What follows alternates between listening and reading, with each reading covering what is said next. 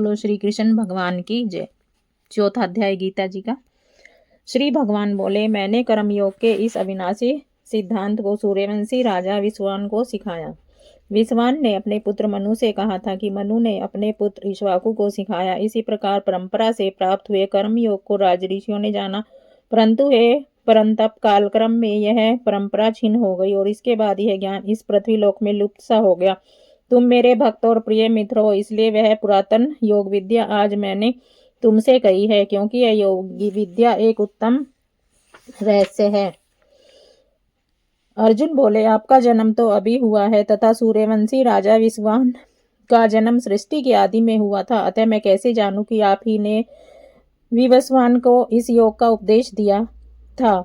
हे अर्जुन, मेरे और तुम्हारे बहुत सारे जन्म हो चुके हैं, उन सभी जन्मों की स्मृति मुझे है पर तुमको नहीं है। यद्यपि मैं अजन्मा अविनाशी तथा समस्त प्राणियों का ईश्वर हूँ, फिर भी अपनी योगमाया से अपने यदि दिव्य रूप से प्रकट होता हूँ। हे अर्जुन, जब जब धर्म की हानि और अधर्म की वृद्धि होती है तब तब ही मैं अपने रूप को रचता हूँ, अर्थात साकार रूप से लोगों के सम्मुख प्रकट होता हूँ।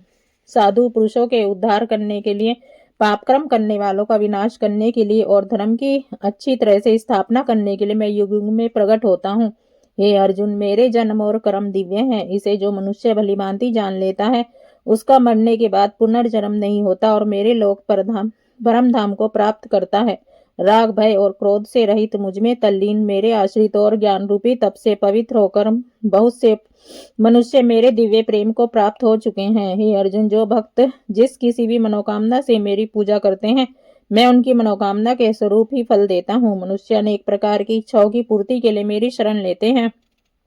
कर्म फल के इच्छुक संसार के साधारण मनुष्य देवताओं की पूजा करते हैं, क्योंकि मनुष्य को सकाम कर्म फल शीघ्र ही प्राप्त हो जाते हैं। मेरे द्वारा ही मानव समाज के चारों वर्ण अपने अपने गुण, स्वभाव और रुचि के अनुसार बनाए गए हैं। सृष्टि की रचना आदि कर्म के कर्ता होने पर भी मैं अव्यय अकर्ता हूँ।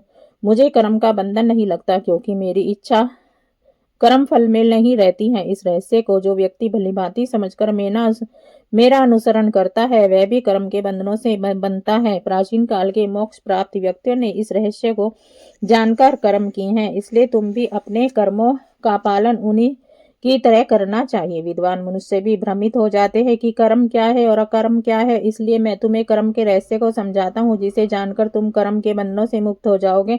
सकाम कर्म, विक्रम अर्थात पाप क्रम तथा निष्काम क्रम के स्वरूप को भलीभांति जान लेना चाहिए, क्योंकि कर्म की गति बहुत ही कठिन है। जो मनुष्य कर्म में अकर्म तथा अकर्म में कर्म देखता है, वही ज्ञानी, योगी तथा समस्त कार्यों का करने वाला है, जिसके सारे कर्मों के संकल्प ज्ञान रूपी अग्नि से जलकर स्वार्थ रहित हो गए हैं। वैसे मनुष्य को ज्ञानी जन पंडित कहते हैं। जो मनुष्य कर्म फल में आसक्ति को सर्वथा त्याग कर परमात्मा में नित्य तृप्त रहता है तथा किसी का आश्रय नहीं लेता, वह कार्य करते हुए भी कोई सकाम कर्म नहीं करता।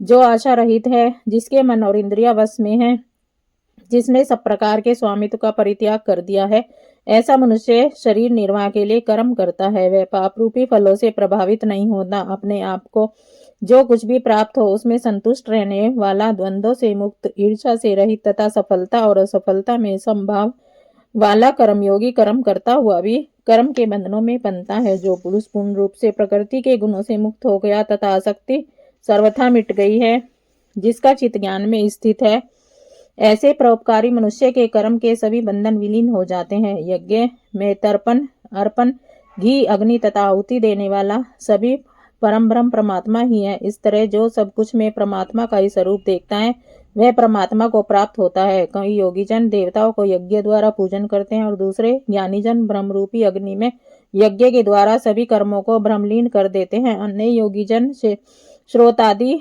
समस्त इंद्रियों का संयम रूपी अग्नि में हवन करते हैं तथा कुछ लोग विषयों को इंद्रिय रूपी अग्नि में स्वाहा करते हैं। दूसरे योगी जन आत्म साक्षात्कार की लालसा के कारण संपूर्ण इंद्रियों के ओर प्राण वायु के कर्मों को ज्ञान से प्रकाशित आत्म संयम योग रूपी अग्नि में स्वाहा करते हैं।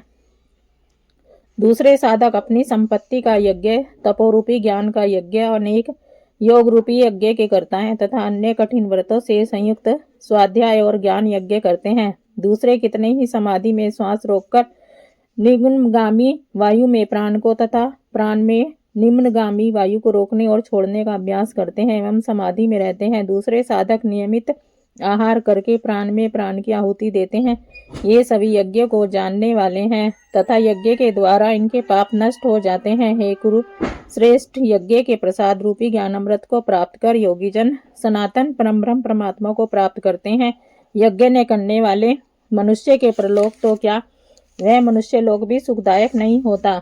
वेदों से ऐसे अनेक प्रकार के यज्ञों का वर्णन किया गया है। उन सब यज्ञों को तुम शरीर, मन और इंद्रियों की क्रिया द्वारा संपन्न होने वाले जानो। इन्हें जानकर तुम कर्म बंधन से मुक्त हो जाओगे। हे परम तप अर्जुन, ज्ञान यज्ञ द्रव्य श्रेष्ठ से श्रेष्ठ है, क्योंकि हे पार्थ, तत्व ज्ञान की प्राप्ति ही सारे कर्मों का लक्ष्य अर्थात पराकाष्ठा है। उस ज्ञान को तू ब्रह्मनिष्ठ आचार्य के पास जाकर उन्हें आदर, जिज्ञासा और सेवा से प्रसन्न करो। तत्वदर्शी ज्ञानी मनुष्य तुम्हें तत्व ज्ञान का उपदेश देंगे, जिसे जानकर तुम पुनः इस प्रकार ब्रह्म अर्थात मोह को नहीं प्राप्त होंगे। तथा हे अर्जुन, इस ज्ञान के द्वारा तुम संपूर्ण जीवों को परमात्मा के अंश स्वरूप अर्थात मुझ परम ब्रह्म परमात्मा में देखोगे। यदि सब पापियों से अधिक पाप करने वाला मनुष्य भी संपूर्ण पाप रूपी समुद्र को ब्रह्म ज्ञान स्वरूप नौका द्वारा निसंदेह पार कर जाएगा, क्योंकि हे अर्जुन, जैसे प्रज्वलित अग्नि लकड़ी को जला देती है, वैसे ही ज्ञान रूपी अग्नि कर्म के सारे बंधनों को भस्म कर देती है।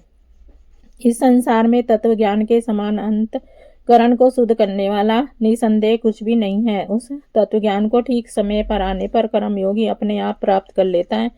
श्रद्धावान, साधन परायण और जितेंद्रिय मनुष्य तत्व ज्ञान को प्राप्त कर शीघ्र ही परम शांति को प्राप्त करता है। विवेकहीन, श्रद्धाहीन तथा संशय करने वाले मनुष्य का पतन होता है। संशय करने वाले के लिए न तो इस लोक में न परलोक में कोई सुख है। हे धनंजय अर्जुन, जिसने कर्मयोग के द्वारा समस्त कर्मों को परमात्मा में अर्पण कर दिया है तथा ज्ञान और विवेक द्वारा जिसके समस्त संशयों का विनाश हो चुका है, ऐसे आत्मज्ञानी मनुष्य को कर्म नहीं बांधते हैं। इसलिए हे भरतवंशी अर्जुन, तुम अपने मन में स्थित इस अज्ञान जनित संशय को ज्ञान रूपी तलवार द्वारा काटकर समत्व रूपी कर्म योग में स्थित होकर अपने कर्म अर्थात युद्ध करो। बोलो गीता माता की जय हो। बोलो श्री कृष्ण भगवान।